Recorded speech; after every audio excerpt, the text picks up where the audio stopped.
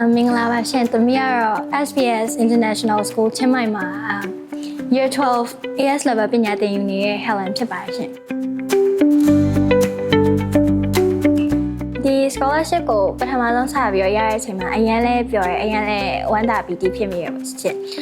အဲ့ဒီအချိန်တုန်းက IG လုံးနေတဲ့အချိန်ဆိုတော့တော်တော်လေးလမ်းပြောက်နေတဲ့အချိန်မှာဒီ scholarship ကိုရတဲ့အတွက်ကြောင့်မို့လို့လမ်းပြောင်းနေတဲ့အချိန်မှာလမ်းတလမ်းပွင့်သွားတယ်လို့မျိုးပေါ့နော်အရန်ကိုပျော်လဲပျော်ရဲနောက်ပြီးတော့အရန်ကို motivation တွေလည်းရတယ်ရှင်academic အပိုင်းကတော့ဒီဆရာကြီးကလည်းအရန်ကို support ဖြစ်တယ်နောက်ပြီးတော့ဒီမှာကောင်းတဲ့အချက်ကပေါ့နော် university counselor ရှိတဲ့အတွက်ကြောင့်မို့လို့ဒါAS level လုံးနေရင်နဲ့နင်ကိုဘဲကိုသွားမယ်ပြင်နိုင်ငံကိုသွားမယ်နောက်ပြီးတော့ဘယ်ကျောင်းတက်မယ်ကျောင်းရဲ့ကုန်ကြစရိတ်ပိုင်းညာအဲ့လိုမျိုးတစ်ခါရဲကြိုပြီးတော့တွက်ထားလို့ရရပေါ့နော်အဲ့အချက်လေးတော့ကောင်းပါတယ်နောက်ပြီးတော့ဆရာကြီးကလည်းအဲ့လိုacademically ပဲမဟုတ်ပဲနဲ့အဲ့လိုmentally ရောအဲ့လိုအကုန်လုံးအရန်ကို support ဖြစ်တဲ့အတွက်ကြောင့်မို့လို့အဆင်ပြေပါတယ်ရှင်ဟုတ်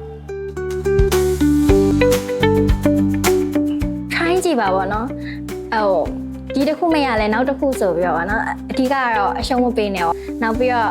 အဲ့လို IG တို့ A level တို့လုံးနေတဲ့အချိန်မှာ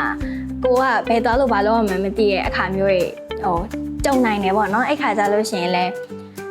အားမလျှော့ပါနဲ့ဆက်ပြီးတော့လုပ်ပါလမ်းကတော့တစ်ခုမဟုတ်တစ်ခုတော့ပွင့်လာမှာပါရှင်ဟုတ်အခုလိုမျိုးကြည့်ရှုပေးတဲ့အတွက်ကျေးဇူးတင်ပါတယ်ရှင်တကယ်လို့